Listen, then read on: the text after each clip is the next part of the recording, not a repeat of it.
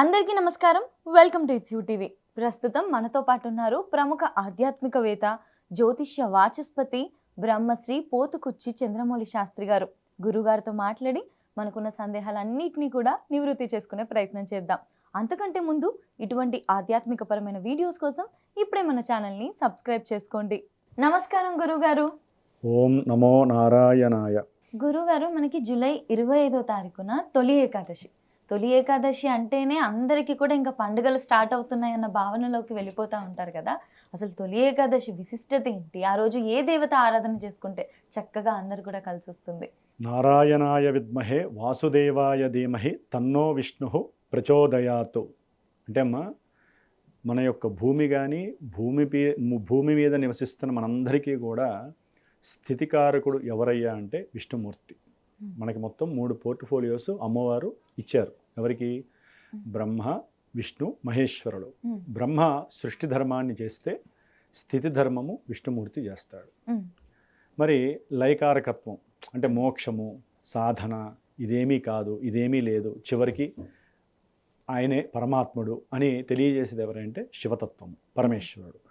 3 పోర్ట్ఫోలియోస్లో మనకి ఈ ఆషాఢ మాసంలో వచ్చేటటువంటిది ముఖ్యంగా పౌర్ణమి ముందు ఏకాదశి.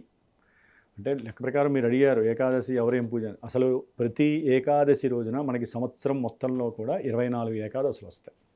12 నెలల్లో నెలకి పౌర్ణానికి ముందు ఒక ఏకాదశి, శుద్ధ ఏకాదశి, అమావాస్య ముందు బహుళ ఏకాదశి. అంటే మనకి ఈ ఏకాదశులు దేని నుంచి వస్తాయి? తిథుల నుంచి వస్తాయి. తిథులకి అధిపతి ఎవరయ్యా అంటే మహానుభావుడు చంద్రుడు. కళలు ఆయనకున్న షోడశ కళల్లోనే ఈ పౌర్ణమి, అమావాస్య పక్కన పెడితే మిగతా 15 తిథుల్లో ఈ ఏకాదశి వస్తుంది. అంటే చంద్రుడు పౌర్ణానికి వెళ్ళే కొద్దీ, అంటే సూర్యకిరణాలు ఆయన మీద ఇంకా పెరిగే కొద్దీ ఉండేటటువంటి ఏకాదశి విశిష్టత ఒకలా ఉంటుంది. ఆధ్యాత్మికత, భావనలు, మనస్సు అన్నీ ప్రశాంతంగా ఉంటాయి. అమావాస్యకి ముందు చంద్రుడు దగ్గరికి వెళ్ళే కొద్దీ ఉండేటటువంటి ఏకాదశి వలన ఎన్నో రకాలైనటువంటి మానసిక రుగ్మతలు, అనారోగ్య బాధలు ఎక్కువ అవుతూ ఉంటాయి. రెండింటికి పేరు ఒకటే, ఏకాదశి. కానీ చంద్రుడిని బట్టి, ఆ కళల్లో మార్పులను బట్టి సిస్టమ్ ఆపరేట్ అవుతుంది. మొత్తం మీద ఏకాదశి ఉపవాసము, పూజలు ఎందుకు చేస్తారు? శరీరము నిలకడగా ఉండటానికి. శరీరంలో కొన్ని ధర్మాలు ఉంటాయి. నఖము, శిఖము, గోళ్ల దగ్గర నుంచి శిరస్సు, వెంట్రుకల వరకు కూడా ప్రతి అంగము విష్ణుమూర్తి అధీనంలోనే ఉంటుంది. ఆరోగ్యం బాగుండాలన్నా, చెడిపోవాలన్నా మన యొక్క వ్యక్తిత్వ లక్షణాలను బట్టి, స్వభావాలను బట్టి ఆధారపడి ఉండదు. అందుకనే మనకి పూర్వము మన ఋషులు కానీ, తర్వాత పరంపరగా వచ్చిన మన కుటుంబీకులు, పెద్దవాళ్ళు కానీ ఏకాదశి రోజున కాస్త ఉపవాసం ఉండండి, భోజనాన్ని టచ్ చేయకండి. అదేంటండి భోజనం? అన్నం పరబ్రహ్మ స్వరూపం కదా, ఆ రోజు తింటే ఏమవుతుంది? ఏం కాదమ్మా. మనకున్నటువంటి రోజుల్లో ఏకాదశి రోజు ఒక్కరోజు కనుక ఉపవాసం పూర్తిగా అంటే అన్నం తినద్దన్నారు, వండుకున్న అన్నం తినద్దన్నారు, అంతే. మంచినీళ్ళు తాగొచ్చు, చక్కగా కాఫీ టీలు ఉన్న వాళ్ళు కాఫీ టీలు తాగొచ్చు, మిల్క్ తీసుకోవచ్చు, మజ్జిగ తీసుకుంటే సర్వశ్రేష్ఠోదాయకం. అసలు ఏ దోషము లేనటువంటిది ఏదంటే మజ్జిగ. ఎందుకంటే పాలు కాచి తోడేస్తే విరిగితే వచ్చేటటువంటిది పెరుగు, ఆ పెరుగుని చిలికితే వచ్చేటటువంటిది మజ్జిగ. కాబట్టి ఆల్రెడీ దోషం పోయిన దోషాన్ని మనం తాగితే ఏంటంటే మనలో ఉన్న కొన్ని దోషాలు పోతాయి. అంటే లోపల జఠరాగ్ని అని ఉంటుంది. లోపల ఉదర భాగంలో మొత్తం సిస్టమ్ ఇక్కడే కదా ఆపరేట్ అయ్యేది.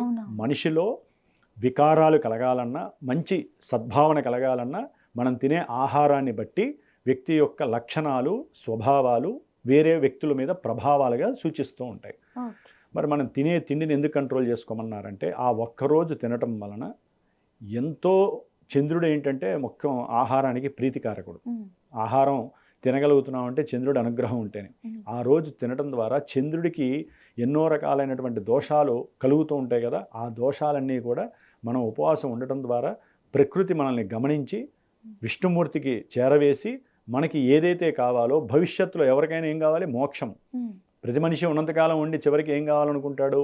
మోక్షము కావాలి అనుకునే సాధనలు చేస్తారు. కొంతమంది కూర్చొని ధ్యానము, యోగము, విష్ణు సహస్రనామ పారాయణలు, లేకపోతే పూలతో అర్చన చేయటము అన్నీ చేస్తారు. స్వామివార్లకి అన్ని దాన్ని ఏమంటారంటే నైవేద్యాలు పెట్టడము, అవి అందరికీ పెట్టడం అన్నీ చేస్తారు. ఏకాదశి అనేటటువంటిది మన కోసం మనం చేసుకునేటటువంటిది ప్రతి వ్యక్తి తనకు ఆరోగ్యాన్ని మనస్సుని కండిషన్గా చేసుకోవడానికి చేసే ప్రయత్నమే సాధనే. అంటే మోక్ష సాధనలో ఇది కూడా ఒక సాధనే. ఆరోగ్యం సహకరించకపోతే ఎవరికి మోక్షం లభించదు. దాంట్లో ఈ ఆషాఢ మాసంలో వచ్చేటటువంటి తొలి ఏకాదశి ఇంకా విశేషమైనటువంటిది. తొలి ఏకాదశి ఎందుకన్నారంటే మనకి విష్ణుమూర్తి అంశంలో మనల్ని నిత్యము కాపాడి మనల్ని పోషించేవాడు ఎవడు? సూర్యుడు. అంటే నవగ్రహాలకి అది రాజు, ఆయనే. మరి ఆయన మకర రాశిలో జనవరిలో 15వ తారీఖు 14వ తారీఖున ప్రారంభమై తన యొక్క ప్రయాణము కర్కాటక రాశిలో దక్షిణాయన పుణ్యకాలంగా జూలై మాసంలోనే అడుగు పెడతాడు జలరాశిలోకి. సాక్షాత్తు శ్రీమన్నారాయణుడి యొక్క స్వరూపమే సూర్యుడు కాబట్టి ఆయన అక్కడి నుంచి సింహరాశి శ్రావణ మాసము, కన్యారాశి భాద్రపద మాసము, తర్వాత నీచ స్థితికి వస్తాడు. ఇది తులారాశి ఆశ్వేజ మాసము, తర్వాత వృశ్చిక రాశి, అక్కడికి వచ్చినప్పుడు అది కూడా జలరాశి, అక్కడికి వచ్చినప్పుడు కార్తీక మాసము. ఇన్ని మాసాలు మారి మారి తర్వాత ధనుర్మాసంలోకి వెళ్తాడు. అక్కడ మళ్ళీ మనకి వైబ్రేషన్స్ బాగుంటాయి. ఈ 4 నెలల్లో కూడా సూర్యుడి యొక్క మార్పులను బట్టి ఎన్నో వాతావరణంలో మార్పులు వస్తాయి. అసలు ఆషాఢ మాసంలో మార్పులు ఎలా వస్తాయి చెప్పండి? వర్షాకాలం మారిపోవట్లే, వెదర్ చేంజ్ అవుతుందిగా. వెదర్ చేంజ్ అయినప్పుడు మన శరీరము అతలాకుతలం అవుతుంది. ఆ ఒక్కరోజు ఏకాదశి రోజున ఎవరైతే కనుక ఉపవాసం మెయింటైన్ చేయగలిగి మనసు అంటే శరీరాన్ని ఉపవాసం ద్వారా, ఉపవాసం అంటే ఏంటమ్మా? దేవుడికి దగ్గరగా స్నేహత్వం చేయటం. అంటే స్వామి నాకు ఈ జన్మనిచ్చావు, నేను నీ కోసము నా యొక్క శరీరాన్ని నా యొక్క మనసుని నీకు అర్పిస్తున్నాను అనేదే ఉపవాసం. దాంట్లో శరీరం మరీ నిలబడలేనటువంటి వాళ్ళు ఇందాక చెప్పినట్టుగా ఏదో ఫ్రూట్స్ లేకపోతే అల్పాహారం కూడా కాదమ్మా, అసలు వండింది ఏది తినకూడదని. Only fruits, milk, fruits stove మీద ఎండింది ఏది తినకూడదు, దాన్నే ఉపవాసం అంటారు. మళ్ళీ దాంట్లో గోధుమ ఉప్మాలు, బొంబాయి ఉప్మాలు అన్నీ చేసుకుని తింటే ఇంక ఉపవాసం ఏముంది? కింద అగ్ని తగలకూడదు.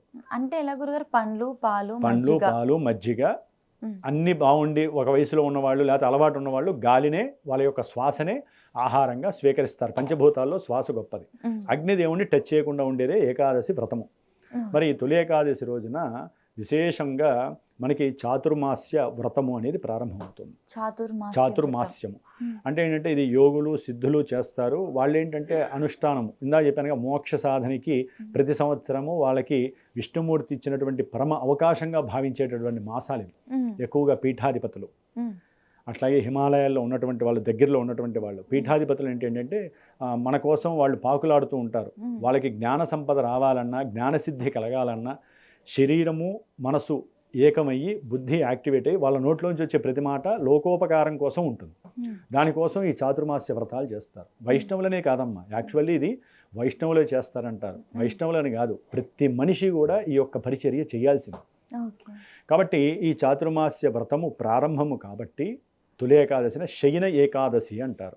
అంటే విష్ణుమూర్తి మన భూమిని కాపాడి మనందరినీ పోషిస్తున్నాడు కదా, పోషణకారకుడు, తండ్రి లాంటి వాడు ఆయన. ఆయన చక్కగా క్షీరసాగరంలో చక్కగా శేషవర్పు పైన విశ్రమిస్తూ ఉంటాడట. ఇప్పుడు ఈయన బరువు బాధ్యతలన్నీ ఎవరు స్వీకరిస్తారు? ఉత్తరాయణంలో ఆయన మనందరికీ భోగాలకి సంబంధించినటువంటివి, వివాహాలు, గృహప్రవేశాలు, శంకుస్థాపనలు, ఇంకా రకరకాల యాక్టివిటీస్ అన్నీ ఉత్తరాయణ కాలంలో అయిపోతాయి. అంటే మనుషులకి ఏది కావాలో అన్నీ ఇచ్చేస్తూ ఉంటాడు ఆయన. ఇప్పుడు ఆయన ప్రశాంతంగా పడుకుంటాడు, శివ శివ అనుకుంటూ నమశివాయ జపం చేస్తూ ఆయన పడుకుంటాడు. మనందరం ఏం చేయాలంటే నారాయణుడి కోసం ఓం నమో నారాయణాయ నమో నారాయణాయ అని మనం ఆ నామస్మరణ చేయాలి. దశాక్షరి అంటారు, అష్టాక్షరి అంటారు. ఓం కలిపితే అది దశాక్షరి అవుతుంది. కాబట్టి ఆ విధంగా నారాయణ మంత్రం చదవటం ద్వారా నారాయణుడు యోగ నిద్రలో ఉన్న మన భూమి మీద మనల్ని కాపాడుతాడు అని చెప్పి దానికి పరమార్థం. పరమేశ్వరుడు స్వీకరిస్తాడు. ఇప్పుడు సిస్టమ్ అంతా దక్షిణాయనం. యాక్చువల్లీ ఉగ్రదేవతల్ని ఆరాధించేటటువంటి మాసం అమ్మ ఇది. మామూలుగా ఈ దక్షిణాయనం మొత్తం ఉగ్రదేవతలు శక్తిగా లేస్తూ ఉంటాయి, అంటే రాక్షసులు అని. మనం దేవుణ్ణి ఎక్కువగా ప్రార్థన చేయడం వల్ల ఏమవుతుంది? దేవతలకి శక్తి పెరిగి దేవతా సమూహాలకి రాక్షసుల్ని అదిమేస్తారు. మన కోసం చేయకూడదు, దేవతల కోసం చేయటమే ఈ యొక్క పరమార్థము. ఈ చాతుర్మాస్యం 4 మాసాలు, శ్రావణ మాసం ఈ ఆషాఢ మాసంలో ప్రారంభమవుతుంది కదా. ఆషాఢం, శ్రావణం, భాద్రపదం, ఆశ్వీజం, కార్తీకంలో మళ్ళీ శుద్ధ ఏకాదశి పౌర్ణానికి ముందు వచ్చేటటువంటిది. మనకి అంతటితో చాతుర్మాస్య వ్రతం దీక్షా విరమణ జరుగుతుంది. ఈ మాసాలు మొత్తము కూడా మనకి విశేషమైనటువంటి పండగలు వస్తాయి. అవును గురుగారు. సామాన్యమైన పండగలు లేదు, ఆషాఢ మాసమే పండగలతో స్టార్ట్ అయిపోతుంది. కరెక్ట్. అన్ని పండగలే. దాంట్లో ఈ తొలి ఏకాదశి అనేది ఇక్కడ ప్రారంభమై అక్కడ ఎండింగ్ అవుతుంది. దీని ద్వారా ఏంటంటే ఒక్కొక్క మాసంలో మనము ఆహార పదార్థాలు కొన్ని దూరం చేసుకోవాలని చెప్పి ధర్మసింధు, నిర్ణయ సింధు లాంటివి చెప్పినాయమ్మ. శ్రావణ మాసంలో మనము శాకాహారము అంటే కూరగాయలు ఉంటాయి చూసారా, ఆకుకూరలు, ఆకుకూరల్ని అవాయిడ్ చేయాలి, అంటే తినకూడదు అని శాస్త్రం చెబుతోంది. దానివల్ల శరీరంలో చాలా మంచి ఉత్కృష్టమైనటువంటి ఆరోగ్య స్థితి కలుగుతుంది. ఇక భాద్రపద మాసంలో పెరుగు తినద్దని చెప్పి శాస్త్రం చెబుతోంది. పెరుగు వలన ఏంటంటే రకరకాల వాతాలు, కీళ్ళ నొప్పులు, రకరకాల సమస్యలు వస్తాయని చెప్పి పెరుగు తినకూడదని శాస్త్రం చెబుతోంది. ఆ తర్వాత వచ్చేటటువంటిది భాద్రపదం తర్వాత ఆశ్వీజం, పాలు తాగకూడదు అని చెప్తోంది.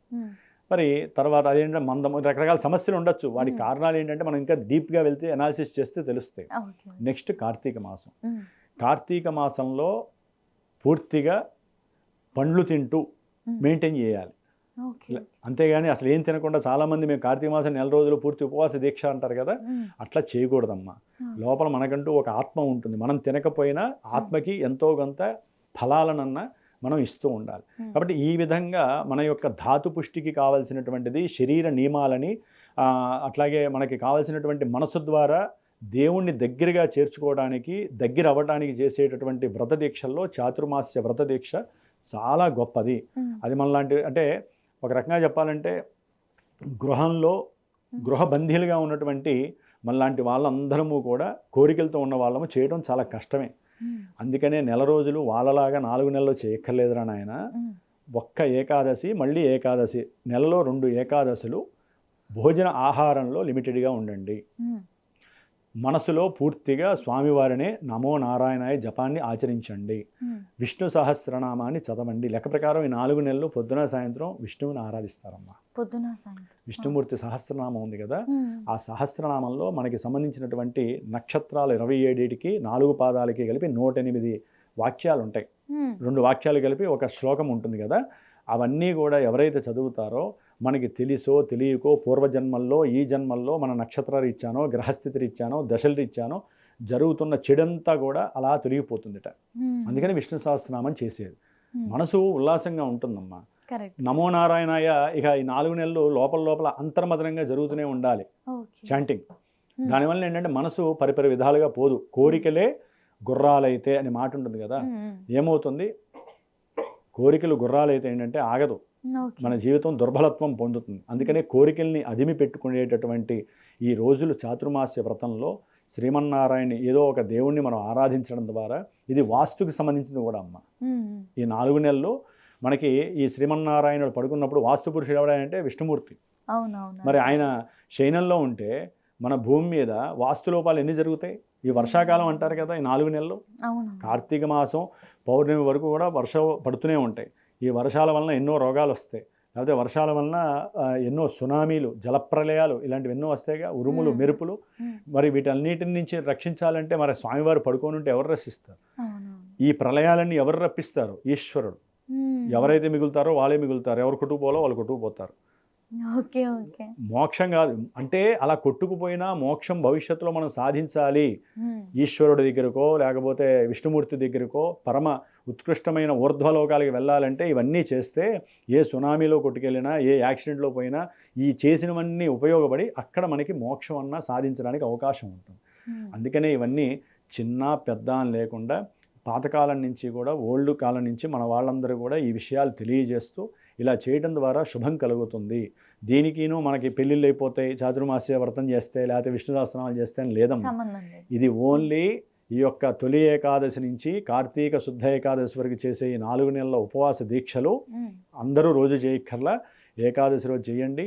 ముఖ్యంగా మనకి బెల్లము, పేలాల పిండి తొలి ఏకాదశి రోజున పెడతారు. ఇవి శరీరంలో అసమతుల్యత లేకుండా చేసి సమతుల్యత చేస్తాయి. మన శరీరం లోపల ఏం జరుగుతుందో మనకు తెలియదు, శరీరం వరకే మనం చూసుకుంటాం. లోపల అవయవాలన్నీ కూడా పుష్టిగా ఉండటానికి చేసే ప్రక్రియ తొలి ఏకాదశి పండుగ. ఆ రోజున చక్కగా దేవుళ్ళని క్లీన్ చేసుకుంటారు. దేవుళ్ళకి కావాల్సినటువంటి వడపప్పు, ఆయనకి ఇష్టమైన ప్రసాదం పానకం అందే మ్మ్. బెల్లం పానకం అంటే అందుకనే అంత ఇది బెల్లం వల్ల ఏంటంటే లోపల ధాతు పుష్టి పెరుగుతుంది, ఐరన్ యాక్టివిటీస్ పెరుగుతాయమ్మా, ఓకే శని దోషాలు ఉంటే పోతాయి. మ్మ్. కాబట్టి బెల్లం పానకము ప్లస్ బెల్లంతో చేసినటువంటి పేలాల పిండి మ్మ్. ఈ రెండూ కలిపి స్వామివారికి నైవేద్యం పెట్టి తీసుకోవడం ద్వారా ఎంత తిన్నా కూడా లోపల అవయవ పుష్టి కలుగుతుంది అని చెప్పి మన శాస్త్రం చెబుతోంది. ఓకే గురుగారు ఈ తొలి ఏకాదశి రోజు పాటించవలసిన నియమాలు ఏమైనా ఉంటాయా? ఏం లేదమ్మా, ఎట్టి పరిస్థితుల్లో ఉదయాన్నే ఈ లెక్క ప్రకారం ఈసారి మనకు వచ్చే 25 శనివారం అయింది. ఇంకా అవును. విశేషమైనటువంటి రోజు మ్మ్. శుక్రవారం మధ్యాహ్నం నుంచే ప్రారంభమవుతోంది. ఓకే ఎలా స్టార్ట్ చేయమంటారు? శుక్రవారం మధ్యాహ్నం నుంచే మనకి స్టార్ట్ అవుతుంది కాబట్టి శుక్రవారం ఎవరు క్లీన్ చేసుకోరుగా, మ్మ్. అవును. శనివారమే చేసుకుంటారు, లేకపోతే గురువారం అన్నా చేసేసుకోవాలి క్లీనింగ్ అనేటటువంటి. ఓకే. చేసుకొని శనివారం ఉదయాన్నే తెల్లవారుజామున లేచి బ్రాహ్మీ ముహూర్తం అని ఉంటుంది, 4-4:15కి ఉంటుంది. ఆ సమయంలో లేచి తలస్నానం చేయాలి. మ్మ్. చేసేటప్పుడు కూడా ఓం నమో నారాయణాయ ప్రతి అణువు ఆయిందే. ఈ టైంలో మనం ఏమనుకోవాలి చెప్పనా, మనమే భక్త ప్రహ్లాదులం. ప్రహ్లాదుడి గురించి తెలుసు కదా, అవునవును. మహాభక్తుడు విష్ణుమూర్తికి. మ్మ్. మనందరం కూడా ఆయనలాగా ఫీల్ అవ్వాలి, మ్మ్. ఆ జపాన్ని ఆచరిస్తూనే ఉండాలి. ఓం నమో నారాయణాయ అనుకుంటూ స్నానాదులు చేసుకొని ఎక్కువగా మౌనాన్ని చేయాలి. మౌన వ్రతము అని కూడా అనట్లేదు నేను, మ్మ్. మౌనంగా ఉండటం ద్వారా నారాయణ జపం చేయటం ద్వారా ఎన్నో తెలియనటువంటి యాక్టివిటీస్ అనేవి మనలో ఉత్పత్తి అవుతూ ఉంటాయమ్మ. నఖసిక పర్యంతం కూడా తేజోమయంగా ఉంటుంది. ఒక మంత్రాన్ని ఎక్కువగా చాంటింగ్ చేయటం ద్వారా ఏ పౌడర్లో పూసుకోకర్లా, మ్మ్. ఎటువంటి ఆయుధాలు అవసరంలా, నమో నారాయణాయ అనేటటువంటిది నాభి నుంచి, ఎందుకంటే నాభిలోనే మ్మ్. మ్మ్. విష్ణుమూర్తి బ్రహ్మదేవుడు ఉద్భవిస్తాడు కదా. అవునవును. కాబట్టి ఈ నాభిలోంచి వచ్చేటటువంటి నారాయణ మంత్రము ఒక్కొక్క అక్షరానికి మంచి వైబ్రేషన్స్ ఉంటాయి. మ్మ్. నారాయణాయ మ్మ్. ఆ మంత్రానికి పంచభూతాలు కూడా నమస్కరిస్తూ ఉంటాయి. ఆ మంత్రాన్ని ఎవరైతే చాంటింగ్ చేస్తారో మ్మ్. దానివల్ల ఏమవుతుందంటే ఇక్కడి నుంచి ఇక్కడికి వచ్చేస్తుంది అదంతా కూడా, ఓకే. ముఖస్థితిని తేరుకునేది చేస్తుంది. కాబట్టి వాడు ఎప్పుడూ కూడా ఆహ్లాదంగానే ఉంటాడు, శరీరం ఎప్పుడూ కూడా దుర్బలత్వం పట్టదు. మనం ఎంత ఎక్కువ తింటే అంత నిద్ర వస్తుంది. మనం కూడా విష్ణుమూర్తిలా పడుకుంటే పనులు జరగవు. మ్మ్. విష్ణుమూర్తి పడుకున్న శివుడు పరమేశ్వరుడు ఈయన బరువు బాధ్యతలని ఆయన చూసుకుంటూ ఉంటాడు. మ్మ్. అందుకనే శివాయ విష్ణురూపాయ శివరూపాయ విష్ణవే, శివశ్చ హృదయం విష్ణు విష్ణోశ్చ హృదయం శివ. మ్మ్. ఎప్పుడు కూడా ఈయన పడుకున్న ఓం నమ శివాయ జపం చేస్తాడట. మ్మ్. శివుడు యోగనిద్రలో ఉన్న ఓం నమో నారాయణ, ఆయనంతటి వాడే చేయగలేదు, మనం ఎంత కళ్ళు తెరుచుకొని. మ్మ్. కాబట్టి ఎవరైతే ఓం నమో నారాయణాయ, ఓంకారనాదం పరమేశ్వరుడిది, మ్మ్. నమో నారాయణాయ ఈ మంత్రం మన విష్ణుమూర్తిది, మ్మ్. ఈ రెండు ఎవరైతే చాంటింగ్ చేస్తారో కంపల్సరీ ఉన్నతమైనటువంటి ఆర్థిక పరిస్థితులతో పాటుగా ఆరోగ్యం మెరుగుపడుతుంది, మనసు ఉల్లాసంగా ఉత్తేజంగా ఉంటుంది. భవిష్యత్తులో మనకు మంచే కాదు, మ్మ్. ఊర్ధ్వలోకాలకి మోక్షం అనేటటువంటిది కూడా చాలా ఉత్తమమైనటువంటిది. ఎవరైనా మోక్ష సాధన వైపుకే వెళ్ళాలి. మ్మ్. కాబట్టి ఈ 4 నెలల్లో వచ్చేటటువంటి ఏకాదశులు కష్టమైనా సరే ప్రయత్నం చేయండి. మ్మ్. తొలి ఏకాదశి రోజే ఉపవాసం ఉండటం కాదు, మ్మ్. ప్రతి ఏకాదశికి ఉండటానికి ప్రయత్నం చేసి ఆయన ఎప్పుడైతే కళ్ళు తెరుస్తాడో కార్తీక శుద్ధ ఏకాదశి రోజున అప్పుడు అవసరం అనుకుంటే తినండి, లేకపోతే లేదు. ఓకే గురుగారు. ఏకాదశి ప్రతిదీ కూడా చాలా విశిష్టమైనది మ్మ్. మ్మ్. ఆరోగ్యరీత్యా. ఖచ్చితంగా గురుగారు. ఇంకో విషయం తల్లి, మ్మ్. ఇంకొకటి ఇందాక అడిగిన దాంట్లో నేను చెప్పండి కొంచెం గురుగారు. చెప్పాను. మ్మ్. తొలి ఏకాదశి రోజున ఎవరైనా సరే ఆరోగ్యరీత్యా మానసికరీత్యా విష్ణుమూర్తికి ప్రీతికరమైనటువంటి లక్ష్మీ తులసి మ్మ్. అల్లింది ఉంటుంది. స్వామివారికి ఒక 17 మాలలో లేకపోతే 5 మాలలు భరాయించలేకపోతే 5 మాలలు, లేకపోతే తులసి విడిగా స్వామివారి పాదాల దగ్గర పూజ చేయించటము. స్వామివారికి పసుపు పూలు అంటే చాలా ప్రీతి. ఏంటి గురుగారు? పసుపు పూలు, పసుపు పువ్వులు. చామంతి. Okay okay. ఇప్పుడు కాలమానంలో చాలా ఖరీదు ఎక్కువగా ఉన్నటువంటి పూలలో ఏంటంటే చామంతి పూలు. మ్మ్. అవే ఆయనకి ఇష్టము. నర్వస్గా కానీ వ్యాపారస్తులు కానీ నర్వస్గా ఇబ్బందులు పడేవాళ్ళు, వాక్కు సరిగ్గా లేక నత్తిగా ఉన్నవాళ్ళు ఈ రోజున గనక స్వామివారికి సహస్రనామం చేయించగలిగితే గనక తులసితో కానీ పసుపు పూలతో కానీ లేకపోతే దండైనా సరే స్వామివారికి ఇచ్చి ఎరుపు గులాబీ పూలతో కూడా చేయిస్తే, ఆ రోజు శనివారం అయింది తొలి ఏకాదశి, మ్మ్. మనకి రంగు పూలు దొరుకుతాయమ్మా, ఏది నీలం రంగు పూలు దొరుకుతాయి. ఓకే. వాటిలతో సనే స్వామివారికి అర్చన చేయించి స్వామివారికి కాస్త ప్రసాదము ఈ ఏకాదశులు వచ్చినప్పుడు ఏంటంటే మనం తినకపోయినామా స్వామివారికి చక్కెర పొంగలి, మ్మ్. లేకపోతే పులిహోర, దద్దోజనం, ముఖ్యంగా శనగలు ఎక్కువగా పెడుతూ ఉంటారమ్మా. మ్మ్. శనగలు ఇలాంటివి స్వామివారికి నివేదనలు చేపించి వీరి చేత్తో నలుగురికి పెడితే ఇంకా మంచి జరుగుతుందమ్మా. అందరూ మనలా ఉండాలి, నేను గుళ్ళోకి వచ్చిన వాళ్ళు ప్రసాదం వద్దని కూడా గుర్తుపెట్టుకోండి. మ్మ్. మ్మ్. మనంతటా మనం ఇంట్లో వండుకోకూడదు. మనం గుళ్ళోకి వెళ్ళినప్పుడు ఎవరైనా ప్రసాదం ఇస్తుంటే వద్దండి మేము ఉపవాసం ఉన్నాము, కటిక మంచినీళ్ళు కూడా రావట్లేదు, కటిక ఉపవాసం అని చెబుతారు. ఇంకా దేవుడు ఎక్కడ వరాలు ఇస్తాడమ్మా? ప్రసాదం అంటే ఇంత పెట్టరు, కంచం వేసి విస్తరాకేసి పెట్టరు, జస్ట్ ఓ స్పూన్తోనో పెడతారు కదా. గుళ్ళో బ్రాహ్మడు కూడా పెట్టిస్తాడు. అది తినప్పుడు ఇంకెందుకమ్మా ఉపవాసాలు? దేవుడు నివేదన చేసిన తర్వాత మీకు ఇస్తున్నారు. బ్రాహ్మడు మీరు రాగానే వెళ్ళిపోయి వంట చేసేసి మీకు ఏం పెట్టట్లేదు ఆయన. విడిగా ఎవరింటికన్నా వెళ్ళినా లేకపోతే బయట టిఫిన్లు కానీ భోజనాలు తినకుండా మీ ఇంట్లో వండుకోకుండా ఉంటే అది ఉపవాసం. గుళ్ళో ఎవరైనా ఇప్పుడు మీలాంటి వాళ్ళు ఉన్నారమ్మా, దేనికో దేవుడికి నైవేద్యం పెట్టారు, మీరు నలుగురు పెడుతుంటే వాళ్ళు తినాలి. వద్దమ్మా మేము తినము అంటే దోషం కదమ్మా. దేవుడు ఎదురుకుండా చూస్తున్నాడు. ఇంకా దేనికి? మంట కలపడానికి ఉపవాసాలు. తీర్థం తీసుకోవాలి. కొంతమంది తీర్థం అంటే నేను గుళ్ళో చేశాను కాబట్టి చదువుతున్నాను, మేము ఉపవాసం అంటే మేము ముట్టుకోమంటారు. ఉపవాసం మనసుకి శరీరానికి సంబంధించింది, మీ మడి ఆచారాలకి సదాచారాలకు సంబంధించింది కాదు. నేను అనేది ఏంటంటే ఒక్క దేవాలయంలోనైనా సరే కంపల్సరీ తీర్థం తీసుకోండి. ఎవరైనా ప్రసాదం పెడితే చక్కగా అక్కడే తినేయండి. ప్రసాదాలు ఎప్పుడు కూడా ఇంటికి తీసుకువెళ్ళకూడదు సాధ్యంత వరకు. అక్కడే తినేసి అది పక్కన పడేసేయాలి. ఎవరి ప్రసాదం వారికి ఆరోగ్యాన్ని మానసిక సంరక్షణని ఇస్తుంది. చాలామందికి తెలియదు, మూటలు కట్టుకెళ్తారు ఇంటికి, అది ప్రసాదం అనరు, టిఫిన్ తీసుకెళ్ళినట్టు ఉంటుంది. కాబట్టి ఈ విధంగా స్వామివారిని ఆరాధిస్తూ తొలి ఏకాదశి రోజున ఉదయము సాయంత్రము 2 పూట్ల విష్ణువు ఆరాధన చేయండి. ఆవు నీతితో చక్కగా దీపారాధనలు చేయడానికి ప్రయత్నం చేయండి. ఏకాదశి రోజున సాధ్యమైనంత వరకు ఉపవాసం పూర్తిగా ఉండటం ఒక ఎత్తు అయితే, అసలు ఆ రోజుల్లో ఉండి మరుసటి రోజు తింటారు. ఉపవాసం అంటే విష్ణుమూర్తికి మాత్రం అదే చేస్తారు. కొన్ని అంటే దీంట్లో నక్తము అని లేకపోతే ఏకభుక్తం అని చాలా ఉంటాయమ్మా. కొంతమంది ఏం చేస్తారంటే ఉండలేని వాళ్ళు పొద్దునుంచి రాత్రి వరకు ఉండి పూజ చేసేసుకొని రాత్రికి తింటారు వండుకొని. కొంతమంది ఈ రోజల్లా ఉండేసేసి మరుసటి రోజు పొద్దున్నే 9, 10 లోపలే తినేస్తారు, మధ్యాహ్నం కాకుండా. ఈ తొలి ఏకాదశి మాత్రం మరుసటి రోజు తినటం విశేషత్వం. కాబట్టి అరటి పండ్లో, జామ పళ్ళలో ఇప్పుడు సీజన్ ఫుడ్స్ చాలా వస్తాయి, ఆ ఫుడ్స్ తిని హ్యాపీగా ఉండండి ఉండలేని వాళ్ళు. ఇక ఉండగలిగిన వాళ్ళు ఏంటంటే కాస్త మంచినీళ్ళు ఏది తాకుండా ఉంటే మటుకు లోపల ఉన్నటువంటి అగ్నిదేవుడు శపిస్తాడు, అది గుర్తుపెట్టుకోండి. నాకు తెలిసిందైతే ఇది. కాబట్టి ఉండగలిగిన వాళ్ళు ఉండండి, లేని వాళ్ళు తినేసేయండి. ఖచ్చితంగా గురుగారు చాలా చక్కగా తెలియజేశారు. ధన్యవాదాలు గురుగారు. ఓం నమో నారాయణాయ.